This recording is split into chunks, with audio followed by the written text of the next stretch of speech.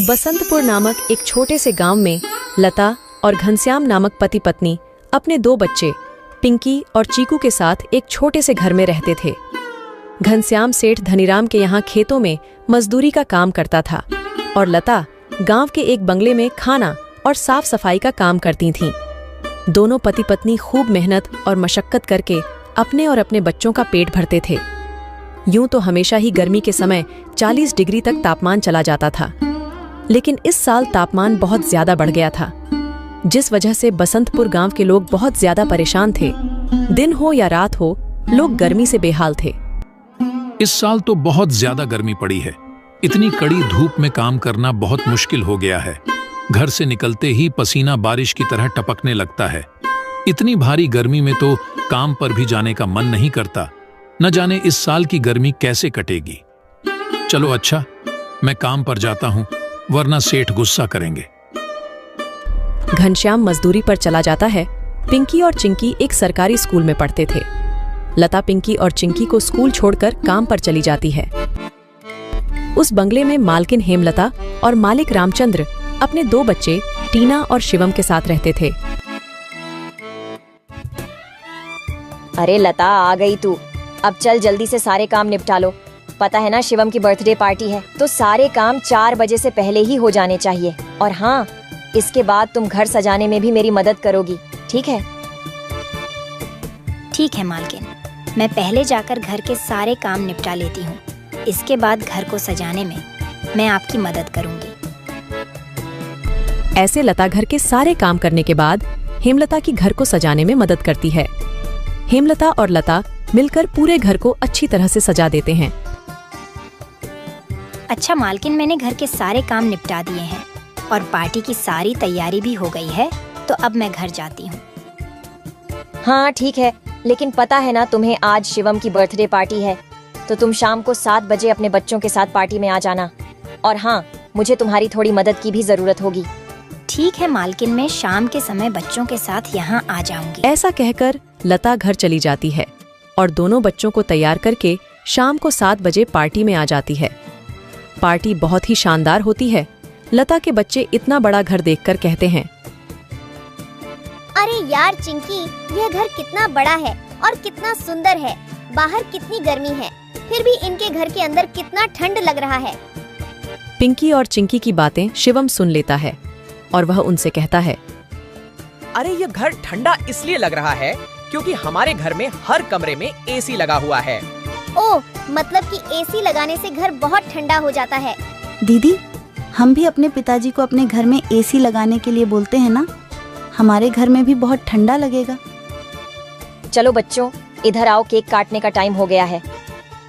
जब केक काटने लगता है तो पिंकी और चिंकी एसी की ठंडी ठंडी हवा खाते खाते शिवम के कमरे की तरफ चले जाते हैं और शिवम के कमरे के बाहर खड़े होकर एसी की ठंडी ठंडी हवा का मजा लेने लगते हैं।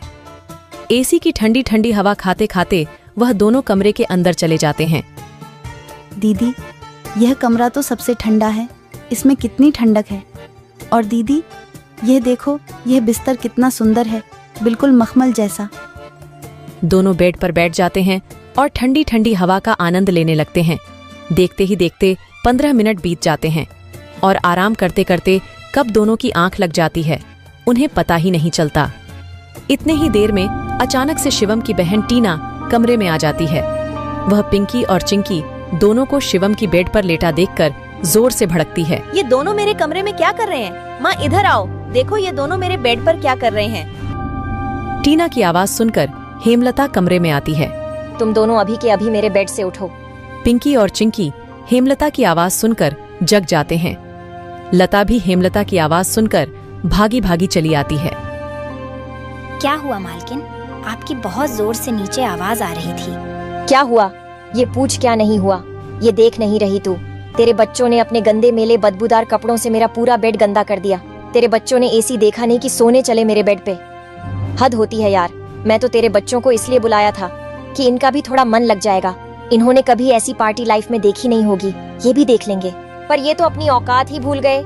ये हमारा घर है, कोई धर्मशाला नहीं कि कोई भी भिखारी हमारे कमरे में आ जाएगा और आकर के सो जाएगा। तू अभी के अभी अपने बच्चों को लेकर निकल यहाँ से। और हाँ, कल से काम पर भी आने की जरूरत नहीं है। मालकिन ऐसा मत करो, मेरी बात तो सुनो। बच्चे नादान हैं। मैं वादा करती हूँ आगे से ऐसा दोबारा नहीं होगा। यह मेरी आखिरी भूल समझकर माफ कर दीजिए मालकिन। मुझे काम से मत निकालिए मालकिन। इस काम के सहारे तो मेरा घर चल रहा है। ये तेरी सर दर्द है। अब तू यहाँ पर काम नहीं कर सकती। अब तू अपने बच्चों को ले और यहाँ से निकाल। हेमलता लता और उसके बच्चों को घर से बाहर निकाल देती है और आगे से काम पर आने को भी मना कर देती है। अब लता के पास कोई काम नहीं था। घर का सारा भार अब घनश्याम के कंधों पर आ गया था। हे भगवान, आज तो खाना बनाने के लिए आटा भी नहीं है। अब मैं आटा कहाँ से लाऊं? मेरे पास तो अब और पैसे भी नहीं है। और जो तनख्वाह घनश्याम जी को मिली थी वह सब घर खर्चे में खत्म हो गए। मेरा क्या है, मैं तो पानी पीकर भी सो जाऊंगी, पर बच्चों को क्या? भूखे पेट इन्हें नींद कैसे आएगी? आ गए आप। घर में राशन खत्म हो गया है। आज खाने में कुछ नहीं बना है।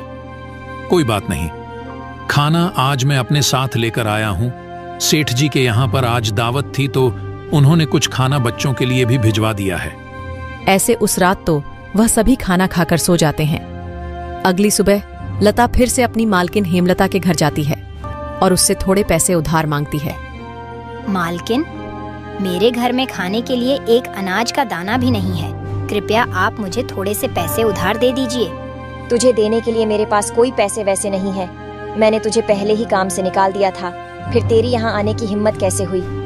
जा निकल यहाँ से और आइंदा यहाँ पर अपनी शक्ल मत दिखाइयो। हेमलता की कड़वी बातें सुनकर लता घर वापस जाने लगती है। तभी उसे रास्ते में एक पोस्टर दिखाई देता है। उस पोस्टर को देखकर लता वहीं रुक जाती है। पकोड़े बनाने वाले की जरूरत है। अधिक जानकारी के लिए इस दिए गए नंबर पर कॉल करें। पकोड़े बनाने तो मुझे आता है। अगर यहाँ मेरी नौकरी लग जाए तो घर का खर्च चलाने के लिए कुछ पैसे आ जाएंगे। ऐसा सोचकर लता उस पते पर पहुँच जाती है।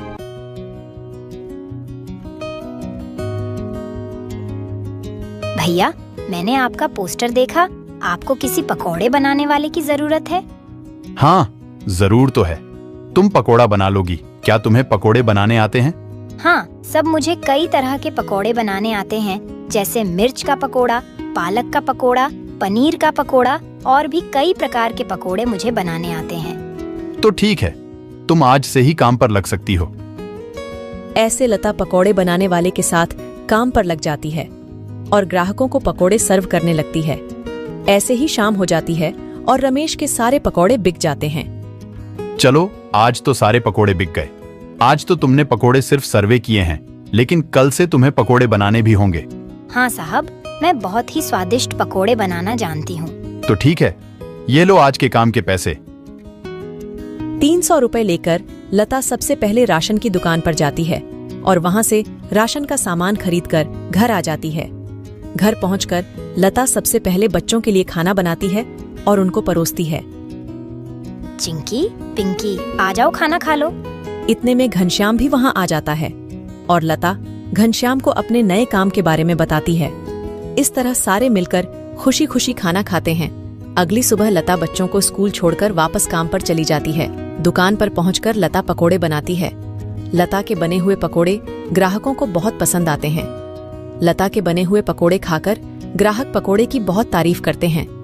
उनको आज के बनाए हुए पकोड़े कल से भी ज्यादा अच्छे लगे। रमेश भाई, तुम्हारे आज के पकोड़े का तो कोई जवाब ही नहीं। इससे स्वादिष्ट पकोड़े मैंने आज से पहले इस होटल में कभी नहीं खाए। आखिर आज ऐसा क्या मिलाया है इन पकोड़ों में जो इतने स्वादिष्ट बने हैं? आज तो मैं एक और प्लेट खाऊंगा। मेरे लिए एक एक्स्ट्रा प्लेट पकोड़े लगा दो। ऐसे रमेश अपने ग्राहकों के मुंह से पकोड़े की तारीफ को सुनकर लता से कहता है। लता, तुम्हारे हाथ में तो जादू है। तुम्हारे हाथों के बने पकोड़े खाकर ग्राहक एक एक एक्स्ट्रा प्लेट पकोड़े खा रहे हैं। तुमने तो कमाल ही कर दिया। आखिर ऐसा क्या मिलाया है इन पकोड़े में जो ग्राहक इतनी तारीफ कर रहे हैं? साहब जी, कुछ खास नहीं मिलाया है, बस थोड़े से नमक मिर्च मसाले बराबर मात्रा में डाले हैं, बस। ऐसे रमेश के आज के पकोड़े बहुत जल्द ही खत्म हो जाते हैं। आज तो पकोड़े बहुत जल्द ही खत्म हो गए। कल से हमें और ज्यादा से ज्यादा पकोड़े बनाने होंगे। और हाँ, अब हमारी पकौड़ों की सेल और ज्यादा अच्छी होने लगी है, इसलिए कल मैं दुकान में एसी लगवा रहा हूँ। इससे ग्राहक भी एसी की ठंडी ठंडी हवा में पकोड़ों का मजा लेंगे और हमारे पकोड़े की सेल और ज्यादा बढ़ेगी। तुम क्या कहती हो? साहब, विचार तो बहुत अच्छा है।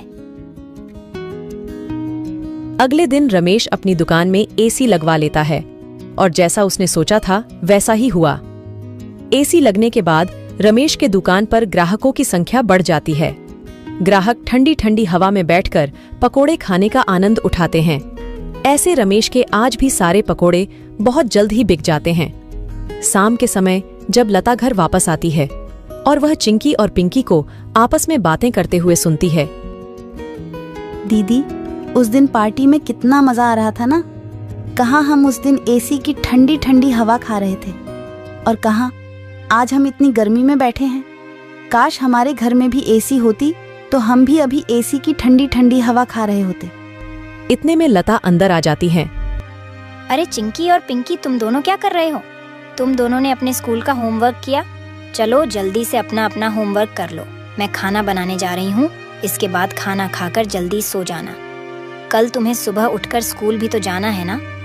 ठीक है माँ, हम स्कूल का काम करके आते हैं। ऐसे दिन बीतते जाते हैं और लता के हालात पहले से ठीक होते जाते हैं। ऐसे ही एक दिन सुबह लता काम पर जा रही होती है, तभी उसे भंगार की एक दुकान दिखती है। उसे दुकान पर कई सारे सामान थे, जैसे कूलर, पंखा, फ्रिज, एसी इत्यादि। लता का ध्यान उस दुकान में रखे पुराने एसी की तरफ जाता है। वह उसे बहुत पसंद आता है। वह उस दुकानदार से बोलती है, भैया, ये एसी का क्या दाम है? मात्र 10,000 रुपए की है। 10,000? ये तो बहुत ज्यादा है। ज्यादा नहीं, ये तो बहुत कम है। ये सेकंड हैंड एसी है। अगर नई एसी खरीदने जाओगी तो 30,000 से कम की नहीं आएगी। अच्छा ठीक है, पर ये सही से तो चलती है ना? हाँ, बिल्कुल सही से चलती है। अगर 6 महीने से पहले ये एसी बंद हो जाती है तो इसकी सारी रिपेयरिंग की सर्विस बिल्कुल फ्री होगी। ठीक है, लेकिन इसका सही सही दाम लगाओ। मैं इसके 8,000 दूंगी। अगर तुम्हें देनी है तो मुझे ये ऐसी 8,000 में दे दो। ठीक है, बताओ कहाँ लगानी है। लता उस आदमी को अपने घर लेकर आती है। वह आदमी लता के घर पहुंचकर एसी को लगा देता है। एसी चालू करते ही ठंडी ठंडी हवा घर में फैलने लगती है। बच्चे भी इस ठंडी ठंडी हवा का मजा उठाते हैं। वह दीदी, क्या मजा आ रहा है। ऐसी की ठंडी ठंडी हवा, ऐसा लग रहा है जैसे बर्फ की चादर ओढ़ ली है हमने। इतनी कड़ी गर्मी में ये ठंडी ठंडी हवा बर्फ की चादर जैसी लग रही है। घर में एसी के लगते ही बच्चे बहुत खुश हो जाते हैं। घनश्याम भी घर पर आ जाता है। ओह, आखिर तुमने बच्चों की इच्छा पूरी कर ही दी। कैसे ना करती भला। बच्चे तो आखिर मेरी जान है। इनसे बढ़कर मेरे लिए कुछ भी नहीं। एसी लग जाने की वजह से बच्चे बहुत खुश होते हैं और लता की कमाई भी अच्छी होने लगती है। लता के बने हुए पकौड़ों की वजह से रमेश के दुकान पर ग्राहकों की भीड़ लगी रहती थी। इससे रमेश खुश होकर लता की तनख्वाह बढ़ा देता है। थोड़े दिन बाद घनश्याम भी सेठ धनीराम के यहाँ मजदूरी छोड़कर लता के साथ पकोड़े बनाने लगता है। दोनों को रमेश काफी अच्छी सैलरी देता था, जिससे उनका घर खर्च काफी आसानी से चल जाता था। बच्चे पूरी गर्मी ऐसी की ठंडी ठंडी हवा में गुजरते हैं और इस तरह वह लोग अपना जीवन खुशी खुशी जीने लगते हैं।